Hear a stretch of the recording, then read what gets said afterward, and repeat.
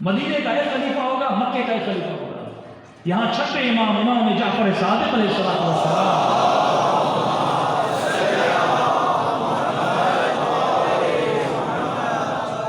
امام فرماتے اگر انصار یہ جملہ نہ کہتے تو علی خلیفہ بن جاتے.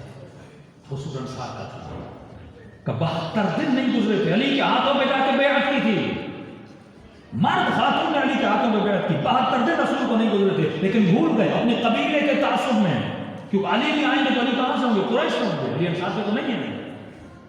کہ منا امیر بالکل امیر. اب یہ جملہ کہنا تھا. کبھی کبھی ایسا ہوتا ہے کوئی علمی بحث چل رہی ہے تو اس میں ایسا جملہ کہہ دیتے ہو کہ فضول جملہ ہوتا ہے. تو ایسے ہوتا آپ گیند اگلے کی گراؤنڈ میں ڈال دیتے ہو. یہ کہنا تھا جناب ابوبکر کے یہاں کو یہ تو پھنس گئے کہ یہ کیسے ممکن ہے کہ عرب میں 2 حاکم ہوں. حاکم ایک ہوتا ہے، یہ عقل کے خلاف ہے. لو کان فیہما آلۃ الا اللہ، اگر خدا بھی تو ہو تو کائنات نہیں چلتی. عرب میں 2 حاکم کیسے ہو سکتے ہیں؟ کہ میرے پاس نبی کی حدیث ہے خلفاء من قریش، میرے خلفاء قریش سے ہوں گے. صحیح حدیث میں پڑھ رہے تھے لیکن وہ نہیں پڑھا. 12 خلیفہ 12 نقیبہ، 12 خلیفے ہوں گے، 12 نقیب ہوں گے، سارے کے سارے قریش میں سے ہوں گے. یہ نہیں پڑھا کہ کل ہو من قریش، سارے قریش سے ہوں گے. سب نے سنی ہوئی تھی، چپ ہو گئے کہ خلیفہ تو قریش سے ہوگا. یہاں جناب ابوبکر نے کہا کہ عمر میرے سامنے ہے، ابو عبیدہ جرح میرے سامنے ہے، میں چاہتا ہوں بیعت کرنے کے لیے تیار. یہاں جناب عمر آگے بڑھے. انہوں نے کہا نہیں، آپ عمر میں بڑھے، آپ کے ہوتے ہوئے ہمارے ہاتھ پہ کیسے بیعت ہو سکتی ہے؟ پہلے سے سب کچھ طے تھا. آگے بڑھے اور انہوں نے جناب ابوبکر کے ہاتھ پہ بیعت کی. یہاں میرے چھٹے امام فرماتے ہیں اب بھی اگر انصار بیعت نہ کرتے تب بھی کوئی خلیفہ نہ بنتا. اصل قصور تھا انصار کا. کہ بولا وہ کیسے؟ فرمایا ایک نفس کی بیماری نے امت کو 72 ٹکڑوں میں بدل دیا. کہ مولا کون سی نفس کی؟ فرمایا حسد. نفاق کی سب سے بڑی صفت جو ہے 4 صفات میں سے ایک صفت حسد ہے. کہ مولا کس کا حسد؟ فرمایا اوس و خزرج کا آپس میں جو حسد تھا. خزرج کا ریس کا سعد بن عبادہ، اوس کا جو ہیڈ تھا عمید بن حذیفہ، کہ یہ اس سے جلتا تھا. اس نے کہا اگر میں نے بیعت نہیں کی اور اگر اس نے بیعت کر لی تو وہ مدینے کا ریس اس کو بنا دو، لہٰذا میں پیچھے رہ جاؤں گا. تو اس نے سب سے آگے بڑھ کا پہلے بیعت میں کر دیتا ہوں تاکہ وہ قبیلہ پیچھے رہ جائے. صرف اس قبیلے کو مات دینے کے لیے یہ آگے بڑھا اور اس نے جناب ابوبکر کے ہاتھوں میں بیعت کر دی. اور جیسے بیعت کی اب پورا گیم حضرت عمر کے ہاتھ میں. انہوں نے فوراً کہا خلیفۃ رسول اللہ، اور سعد بن عبادہ دونوں کے پاؤں پہ نیچے آ گیا. جھگڑا ہو گیا وہاں پہ کہ بس خلیفہ ہو گیا، ایک قبیلے نے ہمارے ساتھ بیعت کر لی، اب جو نہیں کرے گا زور کا تلوار، گھوس کا تلوار. ایک مرتبہ باہر نکلے اور ان کو اپنے کاندھوں پہ اٹھایا اور گلیوں سے گزرے، روڈوں سے گزرے. کہا خلیفۃ اللہ، یہ اللہ کا خلیفہ ہے، یہ خلیفۃ اللہ، سب آؤ اللہ کے خلیفے کی، یہ رسول کے خلیفے کی کیا کرو؟ بیعت کرو. اب امام فرماتے کہ یہاں پہ انہوں نے اعراب بادیہ نشینوں کو جمع کیا جو نہ اسلام جانتے تھے، کچھ بھی نہیں جانتے تھے. مولانا کو خبر پہنچی، جناب زبیر کو پتہ چلا، جناب عباسر کو پتہ چلا، اور علی نے جناب ابوبکر کو بلایا تھا اور پیغام دیا تھا بخاری میں کہ آنا تو اکیلے آنا، عمر کو ساتھ لے کر نہیں. جو پتا تھا یہ فوراً غصے میں آ جاتا ہے کہ میرے پاس آنا تو اکیلے آنا. آئے اور حضرت علی نے کہا کہ میں جنازے میں مشغول تھا، دفن و کفن میں مشغول تھا، نبی کا کفن خشک ہونے میں تھے، اتنی جلدی بھلا کیا تھی؟ خلیفہ جو فرمایا سن کے جناب ابوبکر روئے. یہ کلپ بھی موجود ہے محمد علی مرزا کا، اس پہ کمپلیٹ کلپ موجود ہے حوالے جناب کے ساتھ. تو ایک حسد کی صفت میں پوری گیم کو کہاں سے کہاں بدل دیا. ایک مال کی محبت انسان کو قاتل علی بنا دیتی ہے کہ مولا کہہ رہے ہیں تم جانتے ہو میں تمہارے نبی کا نواسا ہوں. تم نے دیکھا تھا کہ نبی نے مجھے اپنے کاندھوں پہ سوار کیا تھا. نبی منبر پر خطبہ دے رہے ہیں، جمعے کا خطبہ دے رہے ہیں، اور میں سد الباب تمام کا دروازہ بند کیا، صرف مولا علی کا دروازہ بند نہیں کیا گیا. یہ بچے گھر سے ڈائریکٹ مسجد میں آتے تھے. غالب امام حسن امام حسین آئے, مولا کا پاؤں اپنے دامن میں پھسلا اور مولا زمین پر گر. جیسے گرے رسول نے فوراً خطبے کو چھوڑا, توڑے دوڑے نیچے گئے اور اپنے نواسوں کو اٹھایا, اپنے جھولی میں بٹھا دیا کہ تم نہیں جانتے میں کون ہوں. ابن سعد کو امام نے کہا کہ کیوں مجھ سے لڑ رہا ہے جبکہ تو میری فضیلت کو جانتا ہے, بچپن سے تو حسین کو جانتا ہے, نہ میں نے حلال خدا کو حرام کیا نہ حرام خدا کو حلال, کس بنیاد پہ تم مجھ سے لڑ رہا ہے. فرمایا کہ حسین اگر میں تیرا ساتھ دوں گا تو ابن زیاد میرا گھر لے لے گا. امام نے فرمایا مدینے میں میرا گھر ہے, وہ میں نے تجھے دیا. پھر بہانہ بنایا, حسین اگر میں تمہارا ساتھ دوں گا تو کوفے میں میرا بہت بڑا باغ ہے, وہ مجھ سے چھین لیا جائے گا. امام فرماتے ہیں مدینے میں میرے حسن کا باغ ہے, وہ میں تجھے دے دوں گا. کہا کہ حسین میرے بچوں کا کیا ہوگا؟ امام نے فرمایا میں زمانہ دیتا ہوں تیرے بچوں پہ آنچ بھی نہیں آئے گی. آجا, یہ حق کا راستہ ہے.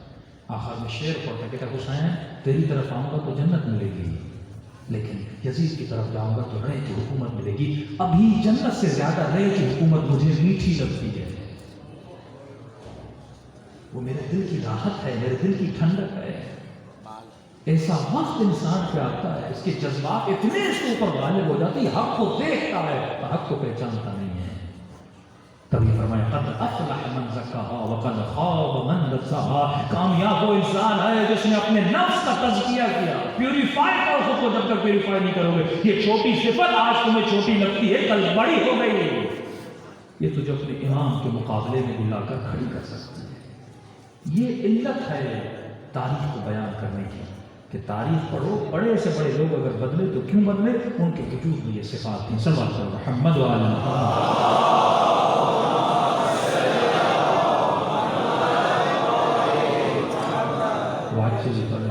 فیضان محترم, یہ وہ زمانہ ہے جہاں پہ علمی کام کرنا بہت آسانی ہے. زمانے میں تمام تر بکس کتابیں نیٹ پہ موجود ہیں. میں نے فارمولہ دیا تھا ماہ رجب ہے, میں نے کہا فار ایگزامپل اگر اس امام بارگاہ میں 400 لوگ بیٹھے ہوئے ہیں, آپ 400 لوگ خود کو ایک ٹارگیٹ دیجیے, گول بنائیے نیکسٹ ایئر تک.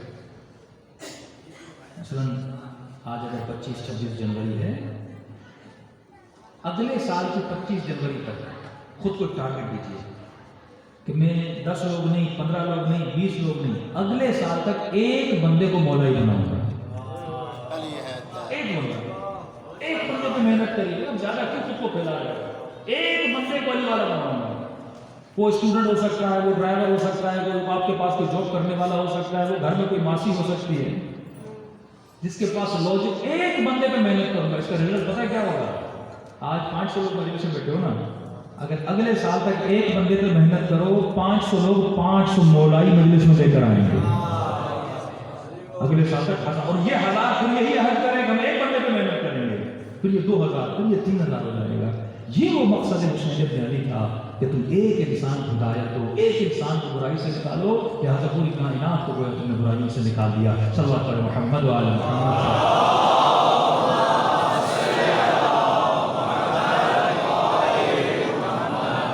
اس کام کے لیے آپ کو اپنی اصول کو مضبوط بھی, جب تک خود مضبوط نہیں ہوگی کسی اور کو میدان میں نہیں لا سکتے. کراٹا بھی کسی کو سکھانا ہے, پھر اپنی باڈی کو مضبوط کرنا پڑتا ہے.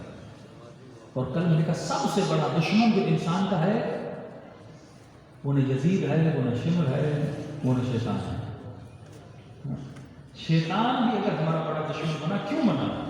کیونکہ وہ کچھ ہتھیار ایسے ہیں جن کو یوز کرتا ہے. سب سے بڑا دشمن ہے جوان تمہارا وہم ہے. یہ وہم ہے جو ڈر کو کریٹ کرتا ہے. یہ وہم ہے کبھی کسی چیز کے جانے کا ڈر, کبھی کسی چیز کے نہ آنے کا ڈر. کبھی کہتے ہیں یہ کام کرو گے مال چھوٹ جائے گا, شہرت چلی جائے گی, یہ ہو جائے گا. تمام تر نقصانات تمہارے سامنے لاتے تم ڈر جاتے ہو. میں نے اس کی زندہ مثال دی تھی کہ اگر آپ کا اپنا والد, آپ کی اپنی بہن, آپ کا اپنا بھائی دنیا سے چلا جائے, آپ سب کو یقین ہے کہ مردہ نقصان نہیں دے سکتا, لیکن آپ کو کہا جائے کہ ایک رات اس مردے کے ساتھ سو جاؤ, آپ سو گے. یقین بھی ہے مردہ نقصان, لیکن وہاں اتنا پاورفل ہے مردے کے ساتھ نہیں سو گا. 1988 میں غالباً لمس یونیورسٹی جہاں شروع میں واقعہ ہوا, اسٹوڈنٹس وہاں جمع ہوئے اور انہوں نے اعلان کیا کہ بھائی یہ ڈاکٹر کرتے ہیں کہ ظاہر پوسٹ مارٹم کرتے ہیں ڈیڈ باڈیز پہ. تو انہوں نے کہا کہ 1988 میں جو اس سرد خانے میں جا رہے جہاں ڈیڈ باڈیز پڑی ہوئی ہیں اور مردوں کے منہ میں لڈو ڈال کے آئے تو اس کو 500 روپے انعام ملے. تو بہادری بھی وہاں کرو جہاں تجھے یقین ہو تو بہادر ہے. مولا علی اگر میدان احد میں جا رہے تھے علی کو یقین تھا میں لڑ پاؤں گا, وہ گئے تھے یقین نہیں تھا تبھی بھاگ گئے تھے. وہاں غالب تھا ان کے اوپر, وہاں کیا تھا وہ جنگ جیت گیا تو رسول کو چھوڑ دو مار لے لو, وہاں کی حکومت تھی لیکن علی پر آتا کی حکومت تھی. تو ایک لڑکا تھا ڈرتا بھی تھا لیکن لالچی بھی تھا. یہ دو چیزیں ہیں نا جو انسان کو بربادی ہیں. پہلے سوچو تیرے اندر اتنی پاور بھی ہے کہ نہیں ہے, طاقت بھی ہے کہ نہیں ہے بھائی. ہاں ایک مجلس جذباتی سن کے میدان جہاد میں چلے جاؤ اور وہاں پر دیکھ کے پھر بھاگ کے وہاں پہ آیا, فائدہ کیا ہے؟ پہلے وہ پوٹینشیل اپنے اندر پیدا کرو, پہلے اندر اس عقل کو اتنا مضبوط کرو کہ تمہیں پتا اگر وہاں میرے اوپر حملہ کرے گا میں اسے لڑ سکتا ہوں. میں نے اس کی زندہ مثال لی تھی, 1 گھنٹہ جنات کی باتیں کرو, 1 گھنٹہ 1 آور. ہمیں جن کیا ہوتا ہے, جن ایسا ہوتا ہے, جن ویسا ہوتا ہے, فلاں کو یہ کیا فلاں کو وہ کیا. اگر آپ کو گھر جاؤ پورا دن نہیں آئے گا, تھوڑا پنکھا بھی ہلے گا فوراً میسج کیا آئے گا, دیر از اے جن, جن آ گیا. یہ میسج کون دے رہا ہے؟ عقل نہیں دے رہا, وہ ہم دے رہے ہیں. اب اتنا غالب آتا ہے کہ پوری باڈی کو کنٹرول کرتا ہے, آپ کو ڈراتا ہے. یہ بیچاری خواتین میں وہاں سے گرفتار ہے, تعویذ کا پتہ نہیں کس چیز کا ڈر, یہ سارے ڈر کیوں اس کو, کیونکہ وہاں غالب ہے, عقل غالب نہیں ہے. اب اس بیچارے زمانے کا میں ٹھیک ہے میں چلا جاتا ہوں 500 روپے ملیں گے, لالچی صاحب. کبھی کبھی یہ وہاں آپ کا قاتل بھی بن جاتا ہے. تقویٰ کا سب سے بڑا فائدہ پتہ ہے کیا ہے؟ متقی انسان کا ول پاور مضبوط ہوتا ہے, اس کا اپنے مائنڈ پہ فل کنٹرول ہوتا ہے. تو جب مائنڈ پہ کنٹرول ہوتا ہے, یہ نہ انزائٹیا کا مریض ہوتا ہے نہ ڈپریشن کا. انزائٹیا, ڈپریشن, ڈس آرڈر, پینک, یہ کیا ہے؟ یعنی آپ کا مائنڈ آپ کے اختیار سے نکل جاتا ہے. یعنی کچھ ایسے آپ کام کرتے ہو جو آپ کے اختیار سے نہیں, اچانک آپ ہنستے ہو, اچانک آپ روتے ہو, آپ کو پتہ نہیں وہ رو کیوں رہا, آپ کو پتہ نہیں ہنس رہا. اچانک آپ کو ڈر آ جاتا ہے, پینک آ جاتا ہے. کیوں آتا ہے؟ کیونکہ آپ کا مائنڈ آپ کے کنٹرول سے آؤٹ آف کنٹرول ہو جاتا ہے. لیکن جو انسان متقی ہے, مطلب اس نے اپنے مائنڈ کو کنٹرول کیا, اپنے خیال کو کنٹرول کیا, یا حرام پہ نگاہ پر نگاہوں کو جھکا دیا, یا لقمہ حرام آیا اس لقمہ حرام کو پھینک دیا. صبح کی نماز پہ ٹائم پہ اٹھا, اتنا کنٹرول اس کی باڈی پر, بس اس نے آرڈر دیا اور باڈی اس کو اوبے کر رہی ہے. تو اگر علی کی اطاعت میں ہونا چاہتا ہے, پہلے بدن کو اپنی اطاعت میں نہ, علی کی اطاعت میں. جب یہ میری نہیں سنتا تو علی کی کیا سنے گا؟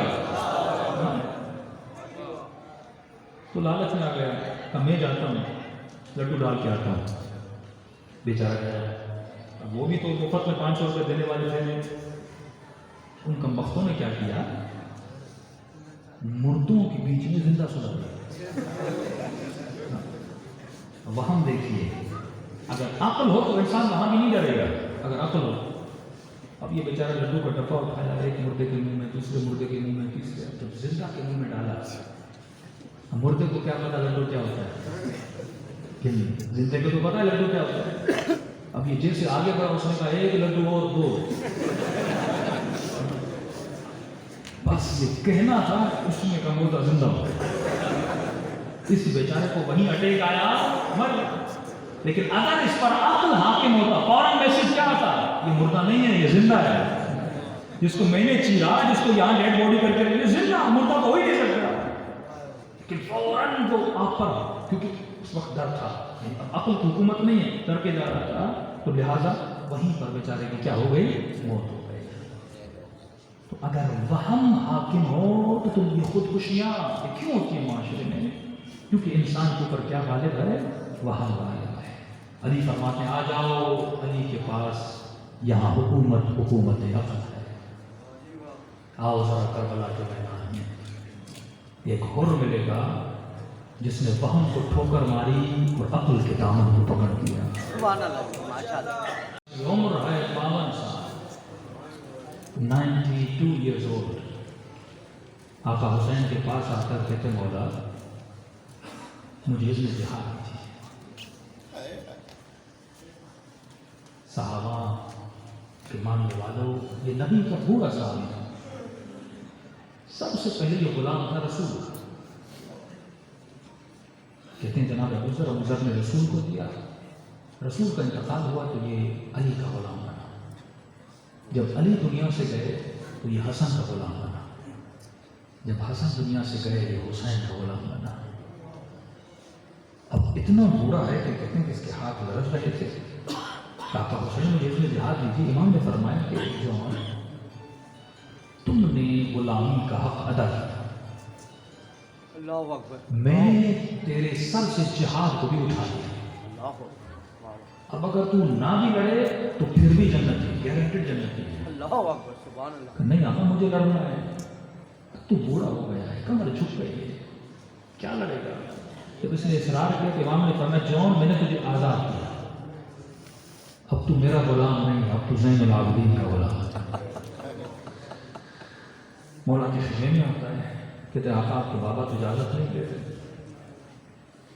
میں حسین کو کچھ کہہ تو نہیں سکا، لیکن آقا میں آپ کو کہہ سکتا ہوں کیونکہ میں نے آپ کو بڑا کیا، آپ میرے ہاتھوں میں کھیل کے جوان ہوئے ہیں۔ جون جب بابا نے آزاد کر دیا تو میں نے بھی آزاد کر دیا، کہ نہیں آقا ایک جملہ کہا جون نے، بندہ معرفت کا جملہ ہے، کون سا جملہ کہا؟ وہ دوست کیسا، وہ محب کیسا جو خوشیوں میں تو ساتھ ہو پر مصیبتوں میں ساتھ چھوڑ کے چلا جائے۔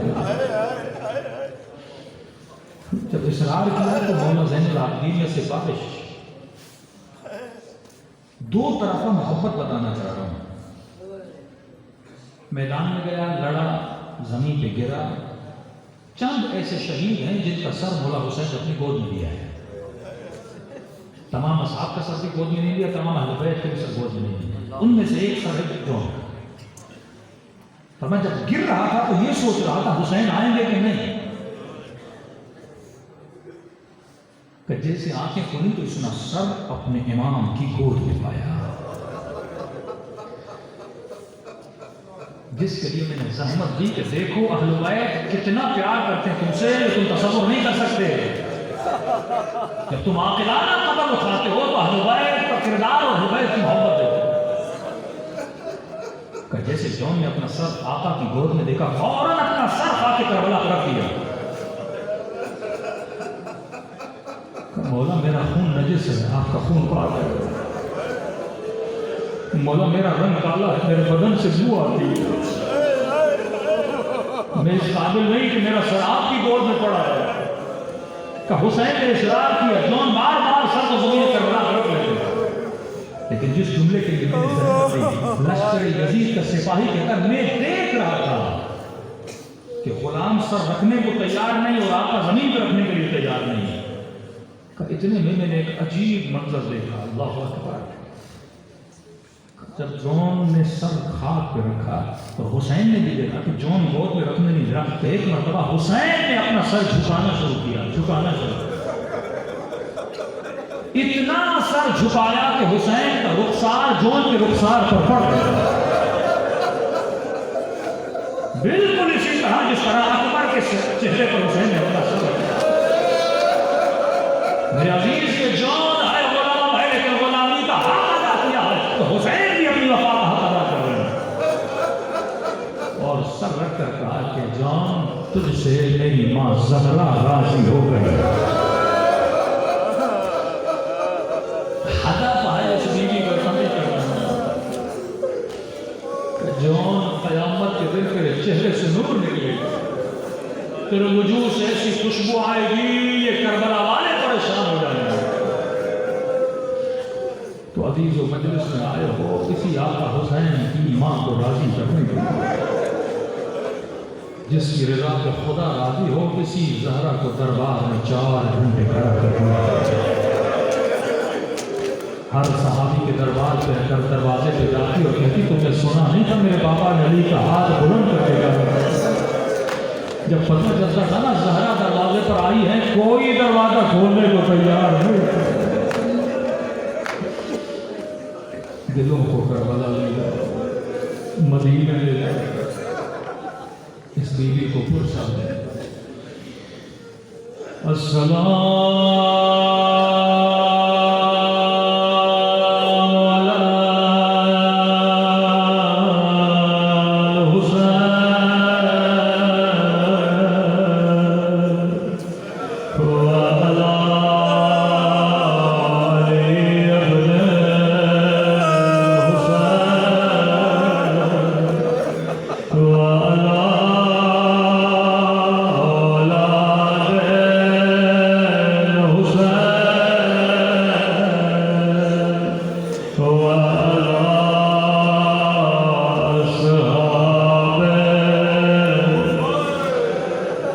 میرا سلام ہو زینب کی لٹی ہوئی چادر پہ، میرا سلام ہو سکینہ کہ زخمی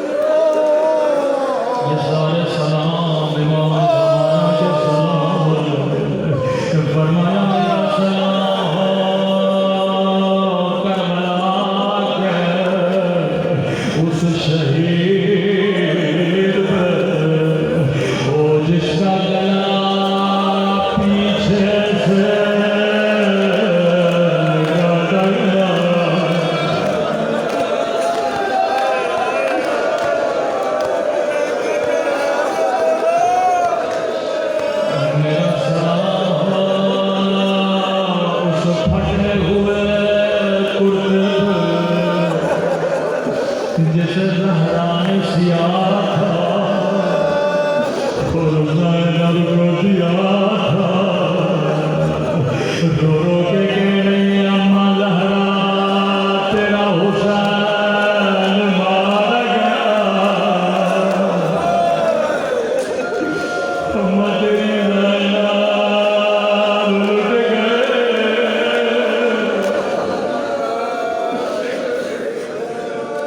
مجھے معلوم آج کی رات امام زہرا کہاں موجود ہے، مولا اگر رحمت نہ ہو تھوڑی دیر کے لیے ہماری محفل میں تشریف لائیے، یہ مومن آپ کو آپ کی دادی کا پرساد دیا ہے۔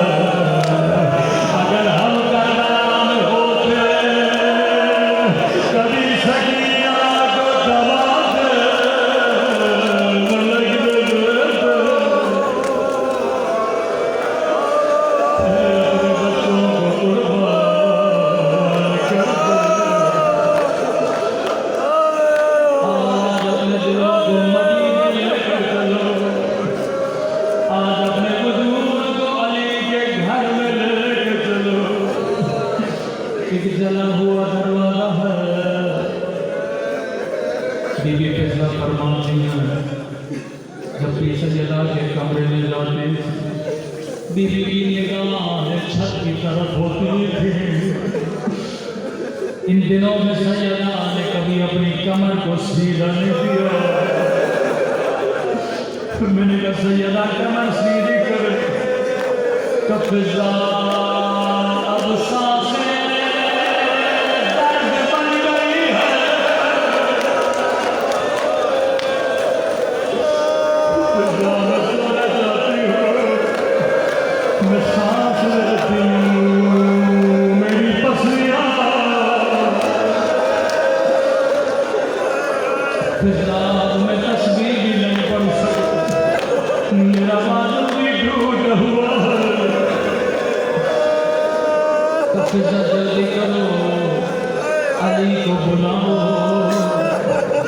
مجھے کچھ وصیتیں کرنی ہے جیسے مولا کو پتا چلا تھوڑے تھوڑے گھر تشریف سیدہ کے سامنے بیٹھے تو سیدہ جانے کی باتیں نہ کرو علی تیرے بعد کیا کرے گا کہ علی میری وصیت ہے علی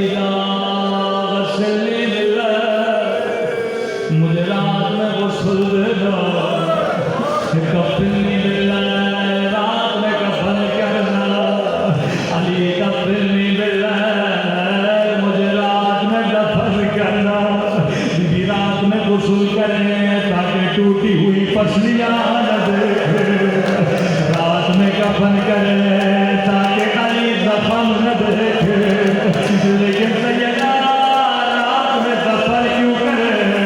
سنو کہ بیوی کی آواز آئے گی علی میں نہیں جاتی میرے جنازے میں وہ آئے اور جس نے مجھے دربار میں جھٹلایا تھا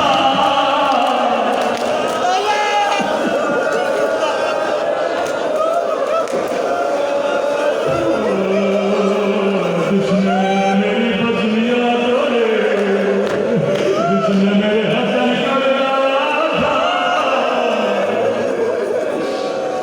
علی مرنے چاہتی وہ میرے جنازے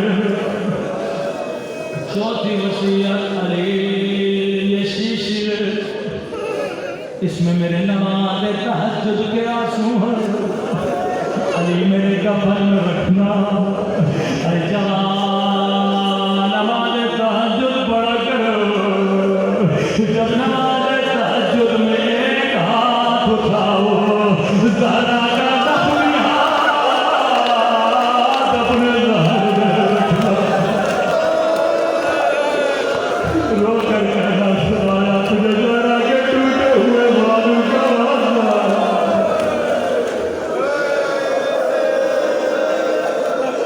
چھٹی وصیت کی علی جب میں چلی جاؤں علی میرے بچے چھوٹے میرا حسن چھوٹا ہے میری زینب چھوٹی ہے اور میرا حسین چھوٹا ہے علی میرے جانے کے بعد شادی کر لینا علی شادی کس سے کرنا ام البنین ام البنین کی رات بھی ہے زہرا ام البنین سے شادی کیوں کروں کہ علی میں نے آنکھوں سے دیکھا جب میرا حسین چلتا تھا یہ میرے حسین کے قدموں کی پاک اٹھاتی تھی اپنی آنکھوں سے لگاتی تھی کیا وفا ام البنین ہے کربلا کے بعد یہ بیوی جنت البقیع میں جاتی تھی 4 قبریں بناتی تھی کہتی عباس یہ تیری قبر ہے جعفر یہ تیری قبر ہے لیکن جب رونا چاہتی تھی قبروں کو مٹاتی تھی عباس میں تجھ پہ نہیں روں گی ایک مرتبہ حسین کی قبر بناتی تھی عباس تیری ماں زندہ ہے اور حسین کی آج ناری ہے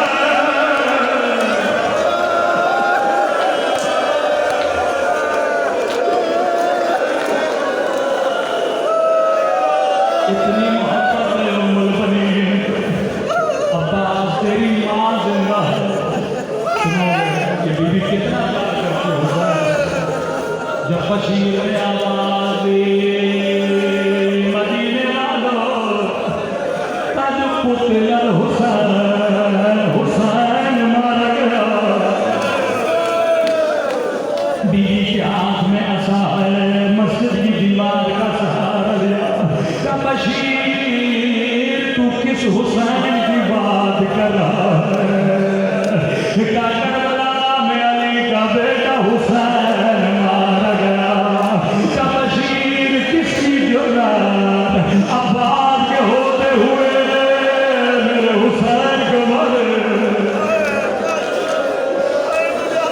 بشیر کا عباس کو نہیں بخشوں گی اب بشیر کیسے بتا کبھی بھی عباس کے بعد کٹ گئے کبھی بھی عباس کے سر میں گرز لگا تو اتنا سننا تھا ام البنین زمین پہ گر گئے کبھی بھی جب میں نے کہا گرز لگا آپ زمین پہ نہیں گرے لیکن جب میں نے کہا بازو کٹ گئے تھے آپ زمین پہ کیوں گری بشیر بس اتنا بتا دے جب بھی کوئی سوار گھوڑے سے گرتا ہے وہ اپنے بازوؤں کا سہارا لیتا ہے پتا میرا عباس کیسے گرا ارے میرے لال کے بازو سلامت نہیں تھے